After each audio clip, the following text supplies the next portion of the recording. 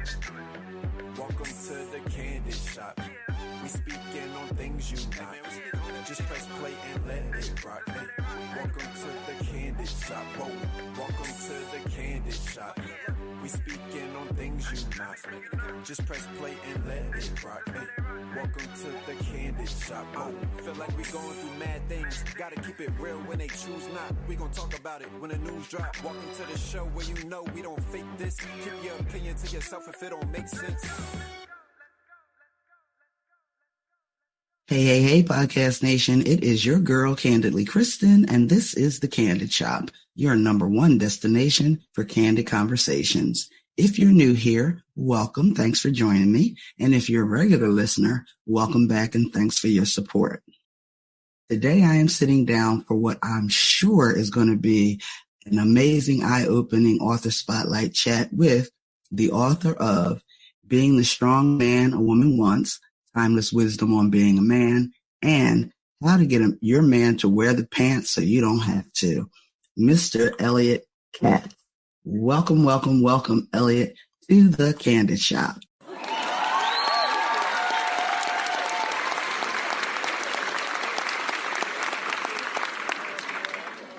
Great to be here. Thank you for having me.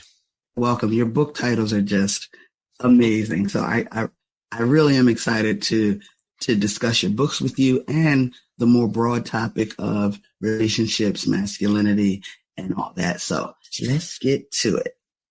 My first question to authors is always, what inspired you to write not one, but two books on this subject? Was there like a particular event, an epiphany, a realization that prompted you to write these books and share your insights? Well, obviously, like a lot of people, it's a result of my own learning, my own growth, my own experience that I felt I should share with the world. So I was married for 10 years, then I got divorced. And like a lot of people, at first I blamed the other person. Mm-hmm. Then I came to the point of asking myself, what do I have to learn from all this? I don't want to go through this again. And, the only way, to sort of get out of a difficult situation or painful situation, emotionally painful, is to say, what do I have to learn from this? I have to learn something from this. So that started with the first book, Being the Strong Man a Woman Wants, Timeless Wisdom on Being a Man. I started talking to other men, like we're all confused about what a man should be these days because we hear all these messages, yes. Be sensitive, develop your feminine side. There's all these things, they really don't work. And that's a tragedy. That's a tragedy because men think that what they're doing is what they should be doing because they hear on the media everywhere, be sensitive. Let her make all the decisions. Don't be controlling. Well, of course, don't be controlling, but that doesn't mean that you're passive and just leaving every decision to your wife. So that's really like being the strong man a woman wants. Really tells men, take responsibility for what's going on in your relationship. Don't just wait for your wife or girlfriend to tell you what to do because she's going to be very frustrated with you. And the men I can't understand why I'm being such a great guy. So that's what it's about. Take responsibility, make decisions. Don't blame your wife when things go wrong. You're the man. Be a man. Be a man. And that's a great segue into how does Elliot define, and I'm doing air quotes, a strong man? And how does your definition differ, if it does, from the widely accepted one? Well, my definition is really a manly man. One of the interesting things in my book is I talk, what does it mean to be manly? And how did I find out what it means to be manly? I looked it up in the dictionary. And it's a very positive thing. It's the noble qualities of a man of mature character. It's like, wow. I mean, it's not toxic. It's not abusive. It's not controlling. Right. No, these are the positive traits that men have been taught for centuries. But in this generation, we didn't learn them. One of the fascinating things, the word virtue, the original meaning of the word virtue is manly strength. So what is a strong man? A strong man is someone who can make a decision. If his wife asks him for input on a decision, he does not say, and I tell men so many times, I speak to singles groups, I say, don't ever say this. If a girlfriend or your wife asks you, for your input on a situation, don't ever say, Oh, whatever you want, you decide.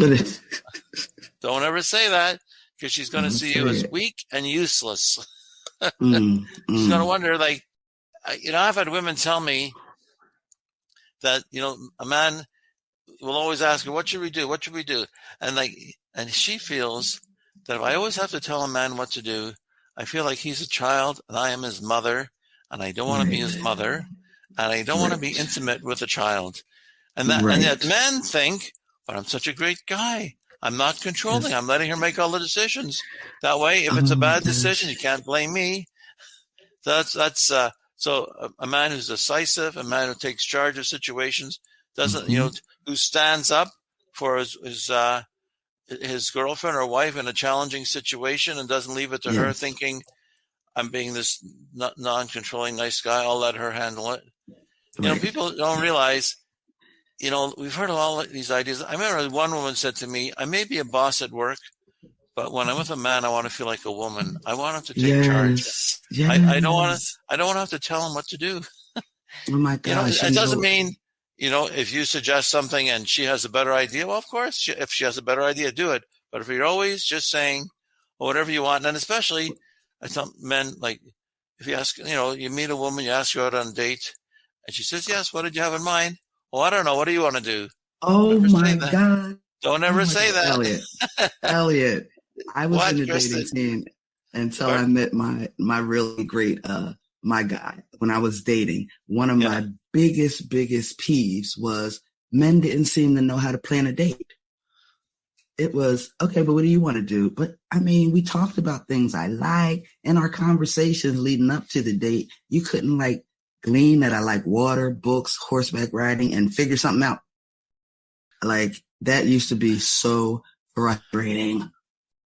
Kristen, you're exactly right. I tell men, you've met this woman, you kind of have an idea what she likes to do, and you know what you like to do. Maybe come up with something that you think you would both enjoy doing, and ask her out. And, if you ask her to a movie and she's already seen it 3 times, well, maybe she has a suggestion, but don't come empty-handed.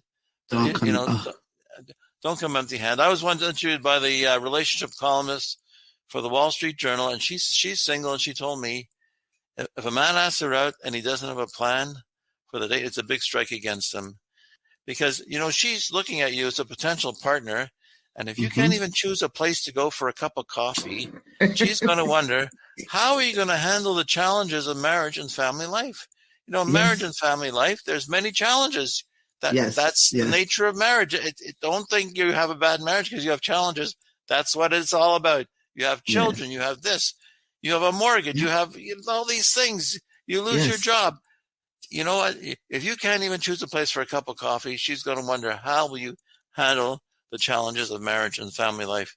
It's a big strike against them. And so, but you see, the men have been told, don't be controlling, don't be toxic, don't be abusive. Yes, don't be any of those things. Absolutely. But if you can't even come, take the lead on choosing a place to go out on a date, it's a big. It was a big no for me. That's it. Exactly. That's what I tell people. I was speaking at a singles event, and I said, now, women, how many men have said that to you? See, they asked you out, and then when you said, what do you have in mind? And they said, I don't know, what do you want to do? Really, most of them put up their hand. It was so funny. I was like, man, do you see? Don't ever do this. So it is sad. It really is. The mixing, what men hear that we want versus what we really want is just polar opposites. That's exactly the point of that first book, because if you look on the reviews on Amazon, so many men say, if I had known this while I was married, I probably wouldn't be divorced. I've had lots of men say that. Yeah. I've had, men say, even women have said, if my husband had known this, our marriage of 35 years would not have disintegrated. And the sad thing is, that the men think they're being good guys. They're good people. They want to be good people. They want to be good husbands and fathers, and they really think they're doing the right thing. And they just I'm supposed to do this, Right. I even met with a psychologist once who was doing a custody and access assessment for a friend of mine. I was one of his witnesses. And he says he does marriage counseling, and he tells men, just do whatever your wife tells you. I said, well, you got to be joking, right? You don't really believe that. Anyway, but these psychologists, anyway, whatever, not this one in particular, he had the wrong ideas. But I just want to get back to the second book, How to Get Your Man to Wear the Pants So You Don't Have to. So a lot of the response I got from women were, you see, I wrote How to Bring the Strong Man a Woman Wants for Men, but women read it and they say to me, how do I get my man to take charge? How do I get him to start wearing the pants?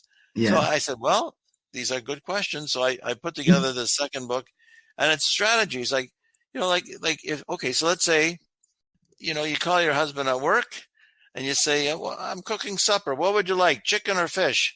And he says, why is she calling me? I'm so busy. You're a great cook. Whatever you want, you decide. So just say to him. So these are some responses. Say to him, what I want is to know what you want. And when you make decisions, it makes me feel you care. And I really want to know what you want. So I tell men, make the decision. It's easy. If it doesn't matter to you, make the decision. And, I've had lots of men, I tell them, because men will say, why is she asking me all these questions? These are such simple decisions, and they really don't matter to me. And I believe them because. So I say, well, then it's easy. If it really doesn't matter to you, then choose one, make a decision. Right. Because that's what she wants. And they do it. And the women will say to them, when you do that, it makes me feel safe and protected. It is, so much. Like, men don't realize this. I mean, these are guys I'm coaching in their 50s. and they didn't realize this. They haven't got a clue because, that idea of like doing things to make a woman feel safe and protected. Well, that's old fashioned. Today's woman is strong and independent. And I say, yes, she's strong and independent in the outside world. But when she's with a man, she wants to feel safe and protected, and that he will stand up for her. He will stand up, in a challenging situation and not leave it to her. This is all those ideas that you thought were old fashioned. Human nature hasn't changed. That's really one of the things I try to get across. Just take all, I went out with this woman a few years ago. She said to me, you're a good dater. What are you doing? And I thought she's making fun of me. So I said to her, are you making fun of me? And she said, no, you date well. What are you doing? It was like I had cast a spell on her. So I said, I'll tell you what I do. I took all the new ideas about dating that don't work, pushed them out of my head, and went back to the old-fashioned ways. You notice, whenever I ask you out, I'm a man with a plan. I have something to suggest. And if you have a better idea, we can do that. But I never come and say, I don't know. What do you want to do? Right. So listen, fluid gender roles, right, are like the hot topic. Right. So how do you respond to some critics who might argue that your approach reinforces traditional and I'm air quoting, gender norms in terms of the man wearing the pants? You know what I mean? Have you gotten any pushback with that? Well, yes, like the idea, see, I used the title, Wear the Pants, How to Get Your Man to Wear the Pants. I thought it'd be a little bit provocative, get attention. Right. It's definitely really about taking charge and taking responsibility. It's really about take responsibility for what's going on in your home. Don't just leave. Too many men, and I know them, they work hard and they want to be good husbands and fathers. They work hard to bring in the money, and they come home and they just think, okay, just tell me what you want me to do. I'll do it. And a lot of men, and they think I'm being a good husband and father. I tell them, what you're really being is a mother's helper. You're not being a husband and father, because you have to know what's going on. You see problems. Don't leave solving all these problems to your wife. That's the thing. Like, you can leave some, but you see a problem, step forward and try to solve it. If you want your wife's input, but don't say, what should I do? Say, I did some research. I think this could solve the problem. What do you think? Right. You get her input, but don't. I mean, so many guys think, I come home, I do the laundry, I wash the dishes, I give the kids baths, I put them to bed, I'm going nonstop. And why is she saying I'm not doing enough? And I tell them, what she's really saying is, you're not taking responsibility for figuring out what needs to be done. You're leaving to her to solve all the problems, and then she'll tell you what to do. She feels, there was a study a few years ago that said a high number of women, I don't remember the number, they feel like married single mothers. Like they're married, but they have to make all the decisions and run everything. And they don't want that. They want a man who's a man in the house, who's a husband and a father, not just a mother's helper. Yes, I agree. So how can we women more effectively and respectfully encourage our guys to be more of a leader in the relationship or marriage or whatever partnership it is? Well, I think it's just important, like, to encourage him. So, like what I said before, when you ask for his input on a decision and he says, whatever you want, you decide to say, no, I want to know what you want. Other situations, one situation is that I've had to deal with is, let's say a man is divorced. He has children from his first marriage, and he has a girlfriend. And these children are determined to push that new girlfriend out of the picture, right? I'm sure you've seen that before. And the man, he thinks, well, this isn't right, but I'm afraid to discipline them because maybe they won't want to come see me. So the woman has to tell him, listen, you're the man here, you're the father, you have a responsibility to me and to your children to teach them to be respectful. If you don't teach them to be respectful, not just to me, but to everyone, you're failing as a parent. So you have to do it. I mean, these are things to tell him he's got to do it. And then or else, since there's no future for us, because I'm not going to put up with this, things like that. Another situation, let's say, common situation, like a fellow, you have a husband, and like there's conflict between a man's wife and his mother. You ever heard of that? You ever heard of that kind of situation? Yes. So very often, like, the man will think, maybe we just hope like it will go away by itself, and because he just doesn't want to get involved because, he cares about his wife, cares about his mother. So I tell him, the woman has to say to him, you have to be the man, and you're in the middle, and it's your responsibility to make things work between, between me and your mother. Because too often it's like, they'll get along. Just give them time. They'll get along at some point. Right. Maybe, but probably not. You're the one person in common, so you can go a long way to facilitate that. You're the man in the middle, and you've got to do something about it. And absolutely. So those are some examples. Go ahead. Yeah, sorry. I like that. No. Because I'm not a man, but if I'm a guy and I'm hearing all of the social chatter, the media chatter, that this is what you need to do, and this is what women want, and how do men strike a balance between being a strong man and a leader in the home or relationship and not leaning over into the toxic masculinity, the dictator kind of, my way or the highway kind of, like, how do they find that balance?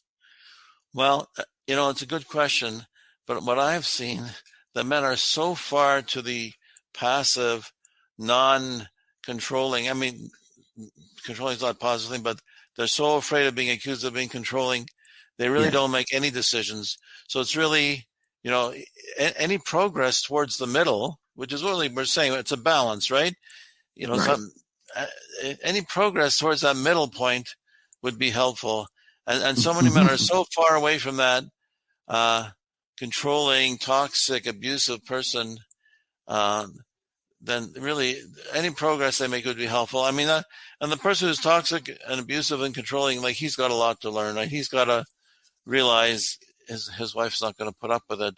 But that's really that's not what that's a whole different, and that's not what being a strong man is. No, of course not. Someone controlling is really weak. Someone who wants to dominate, and it's just they're insecure. A strong man, is confident, and he makes a decision. He does what's best for himself. Best for his family. A controlling person is doing what's best for themselves. That's two different things. Yes. I got a question for you.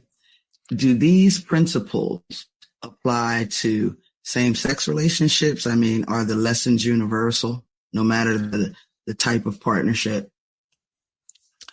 I really don't know. Okay. I really Fair don't know. enough. Fair enough.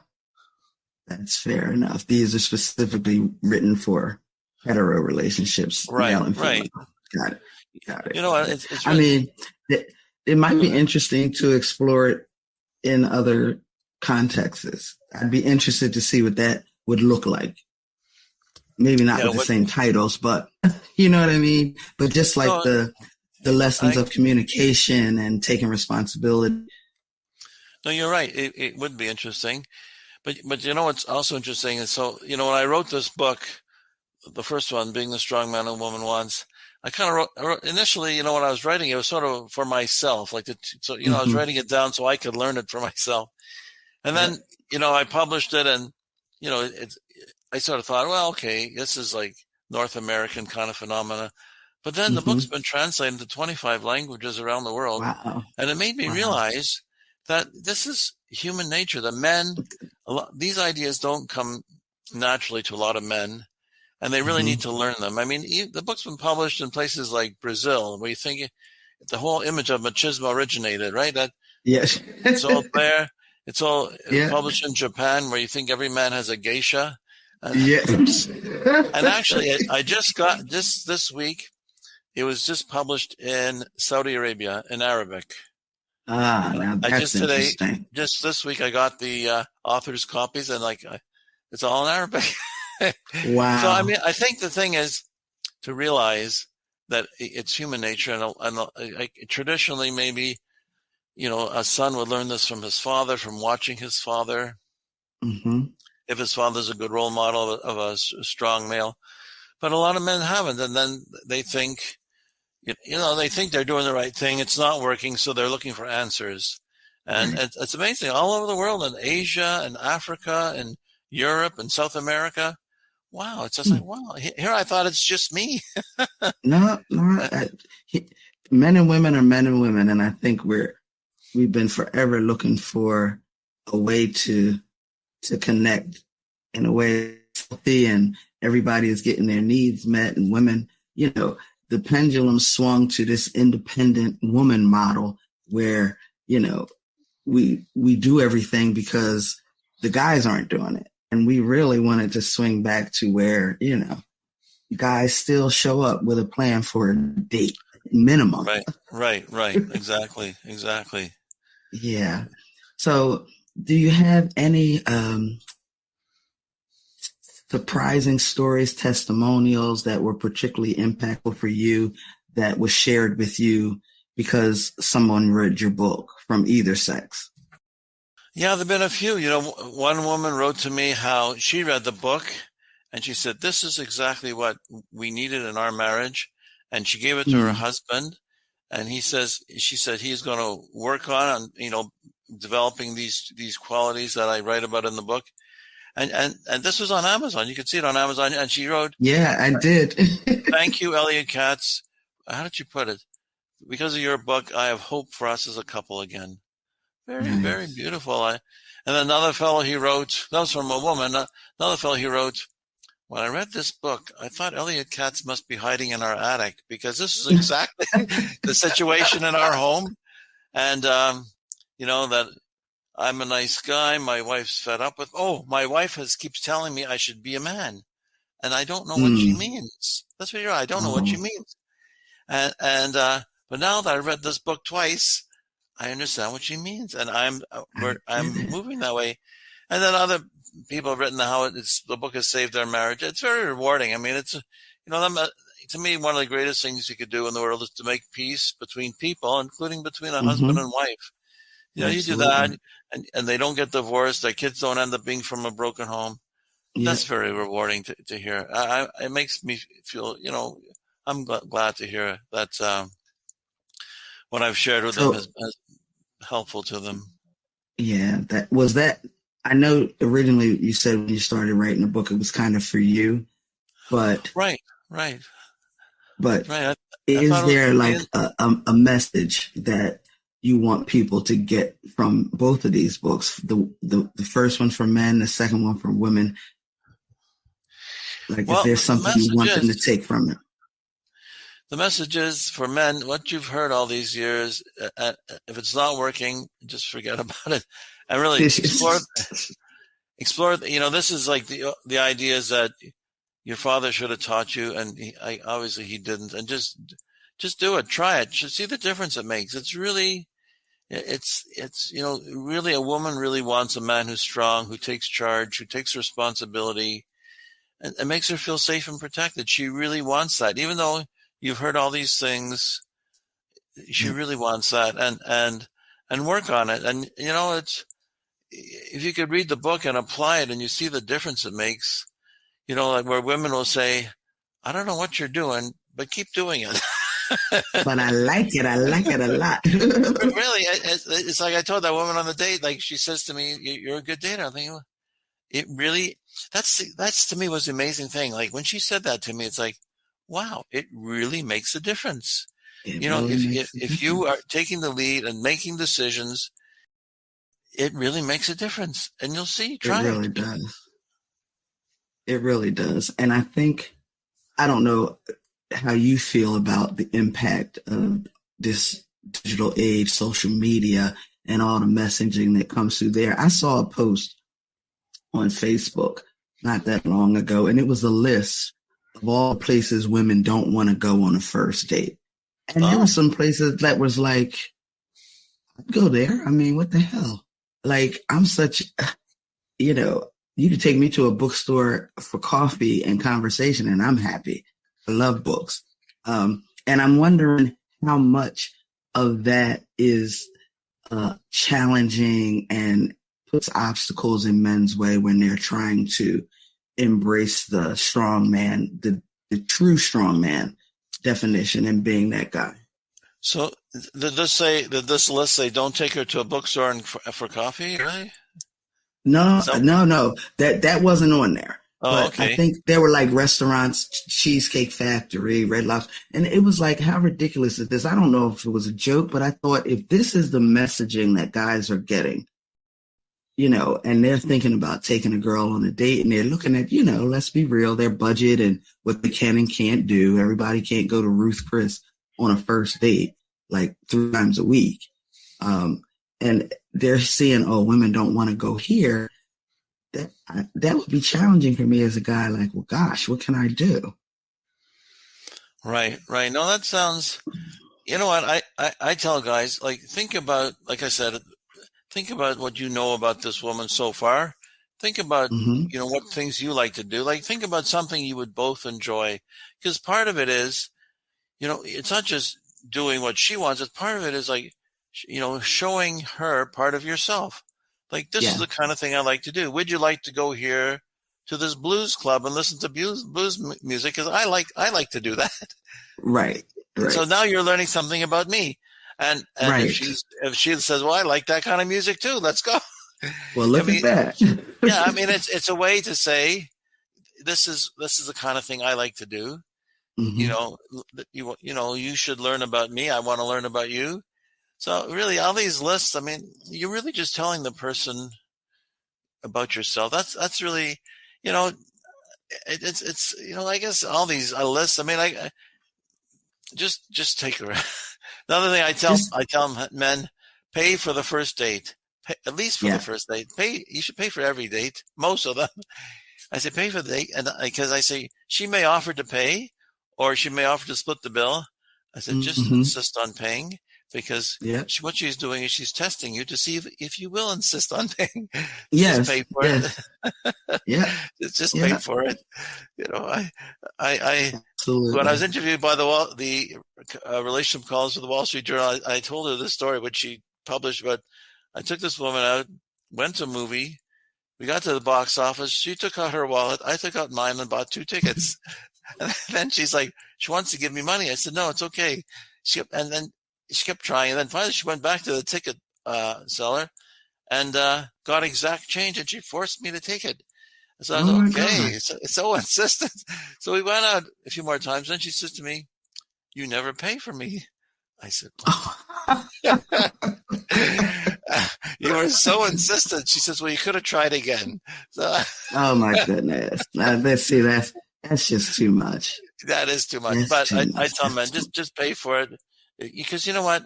You want to make her feel special. It's not about how much money you spend.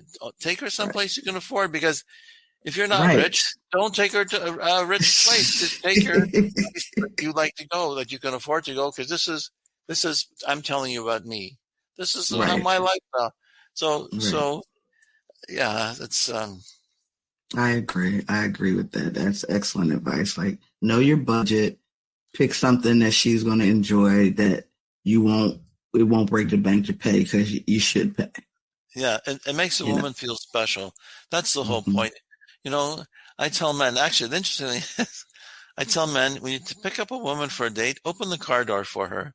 Oh And my that's, God. and that is like one of the, one of the things I've written that actually got a response from people, from men saying, Really?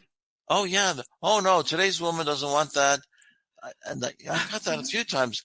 That's the one point, like, people really react to. I said, I've taken women out. I opened the car door for them. They've never said, "You think I can't open the car door myself?" I Right. think Right. I think they appreciate it. They They're a guest in do. your car. Open the door for her. Anyway, Absolutely. Absolutely. Listen, I stand by the door, like, and they're looking at me like, what are you doing? Waiting for you to open the door. oh, good for you. Good for you. Yeah.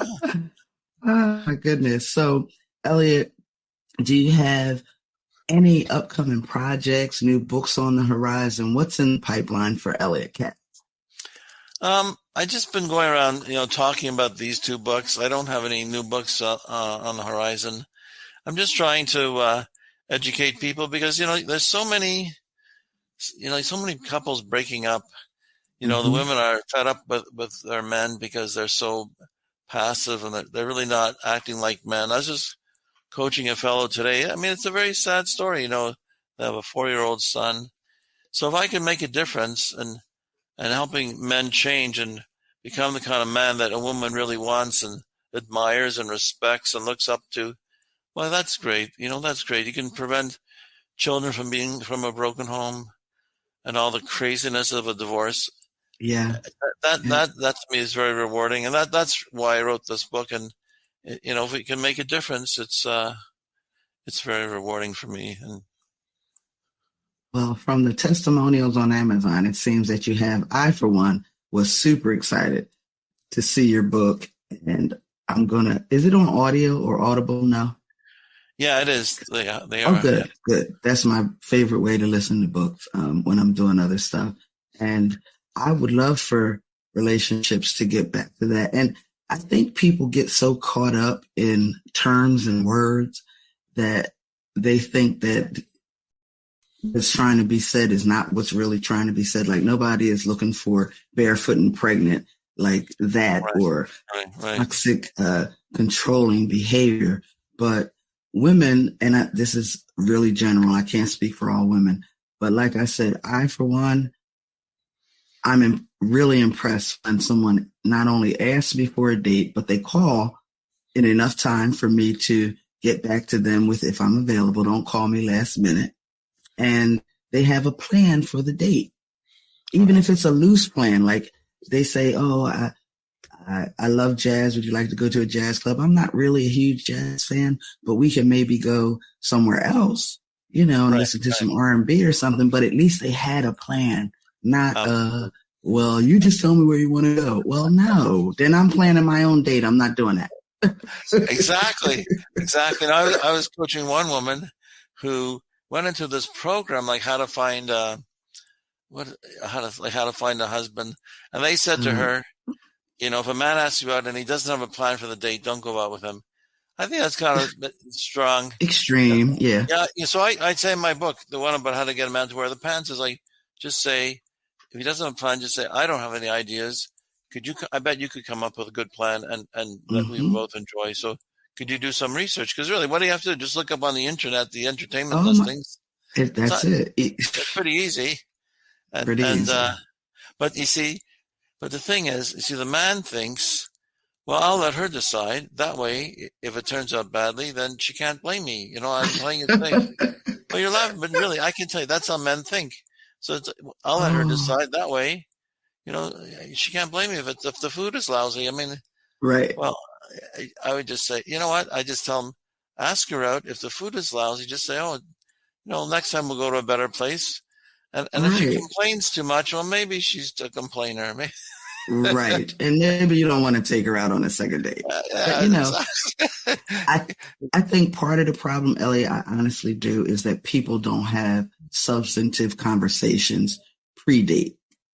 So they don't like, and anytime I'm talking to somebody before I even agree to a date, I'm telling you about myself, like my favorite foods, the things I like to do. So there's no way in God's green earth you couldn't figure out a date from the information that you had if you were listening. Right, right. Well, I mean, they're listening, but the thing is, they think they're playing it safe. That's the Mm, thing.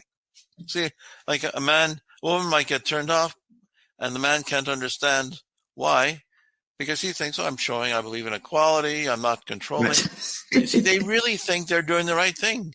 So Yeah. I met this woman once. She told me she went out on a date. She met this fellow, and they went out for dinner. And this is the first date, and you know, they ate, and then the bill came, and she offered to put her credit card on it, and he accepted. And she says, "Well, now he can't understand why I won't go out with him again." So, I said, "Well, you see, he really thinks he was showing he believes in gender equality. Oh, you Yeah. want to pay the Yeah. bill? Okay, Yep. I believe in equality. It's it's Yep. it's it's uh, it's yeah. So if I would have known, I would have said, just pay the bill, just pay it." Let's pay the bill. Just when they bring that little folder, slide it on over to you. That's it. That's it. Because you're 'Cause showing I'm if you not like. even reaching for it. Okay. I'm not even reaching for it. Absolutely. It's you're showing her that you want her to feel special. That's what it's about. Mhm. It's not about who makes more money or should we split the bill. Right. I've actually heard guys say, well, if she makes more money than me, she should pay. I said, what are you going to do? Ask her to bring her pay stub? Right. Oh my God. Splitting the bill comes later, way Yeah. later. Yeah. Oh, well, thank you, Elliot. I appreciate this conversation. Just the general topic is of interest to me because I'm a human, I'm a woman. Um, I'm not dating anymore, but when I wish that I had known about this book back then, because I'd have Oh. given it out wholesale. Here, take this. Thank you. Thank you very much. But we're not done. That is just the end of the formal part of the conversation. Now we get to the fun stuff. We get to play 10 candid questions. 10 candid questions, just 10 random questions I pulled off of this huge list I found on the internet. And the only rule is you have to answer them candidly. So are you ready? Okay. I'm ready as I'll ever be. Question number 1. What is your biggest pet peeve? Oh, biggest pet peeve. Mm. Well, I don't know if it's even, you call it a peeve, but the biggest thing that bothers me is dishonesty. If somebody tells me something that's not true, it's I feel they misled me. It makes it hard for me to have continue to have a relationship with them, in any kind of relationship, whatever they are. Right. I agree. It's one of mine too. Question number 2, introvert or extrovert? Well, it's an interesting question. I think, when I was younger, I was very shy. And then I realized that, well, being shy isn't going to get you anywhere. So I kind of forced myself to, force myself to not to be shy. I mean, like in anything in life, you watch people who are outgoing and you see how they start conversations with people, and you sort of learn, and you sort of learn from them, and you apply, you keep doing it, and it becomes part of you. So I maybe I'm an extrovert now. I'm not as shy as I used to be. I speak in front of groups of people. I've spoken in front of like a group up to like 2,000 people, and I stood there. I said, "Wow, I must be good at this because I don't feel nervous. Right. But I mean, you really, it's not just that, it's also speaking up for yourself. I think that Yes. something that Yes. I've learned, like, I didn't, in the past, I didn't speak up for myself. I didn't stand up for myself. So maybe I was too introverted, too shy, but Right. definitely now I speak up and say what I think. And as I tell people, one of the interesting things that happened to me in that experience was I've been in situations where I said, I'm going to say what I think. So I say what I think. Then other people will say, well, I'm glad someone finally said it. It's like, Right. oh, you mean I was the only one who wasn't Right. shy or introverted to say what I thought? Okay, well, Yep. that to me was sort of a pat on the back, like I've made Yep. progress. Yes, indeed. All right. Question number 3. What is the one thing that the world is lacking, in your opinion? Oh, I guess, I think the world is lacking. It's sort of like we were talking about now, sort of a foundation of values. Like you see so many things like these ideas that come out. I say, well, maybe I'm too old, but I sort of see as a lot of the ideas that are coming out these days, like, well, how do you believe this? Yeah, I mean, I think that's what really, some really solid values of what's right and what's wrong. I think too Yeah. much today is like, well, I think It's this, gray. I feel this, like, well, then it must be right. Well, maybe not. Maybe, maybe not. Yeah, I agree. Question number 4, cats or dogs? Cats or dogs? Is that what you said? Mm-hmm. Mm-hmm. Well, that's a great question because, when I was younger, I had a lot of pets, and my poor parents, I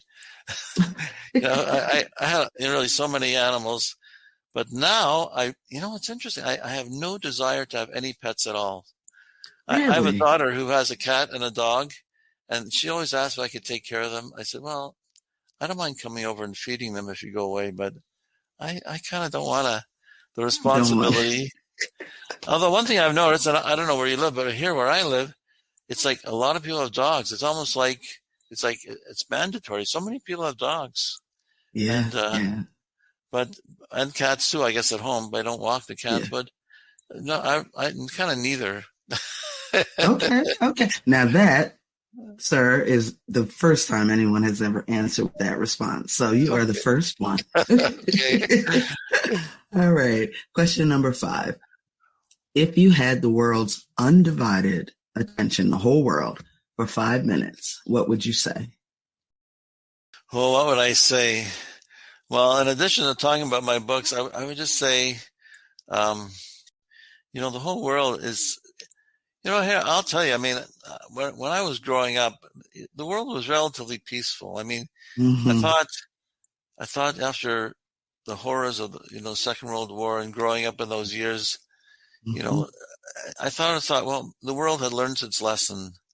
And I thought that, we wouldn't see bombing of European cities. We wouldn't see so many really, so much war and conflict. But, I thought I'd say, hey, look back, learn from the past. That's what I would say. Learn from history. Look what happened in the past. We don't need to repeat it, and we shouldn't be, and we are. That's the sad thing. Yeah, I agree. Well said, sir.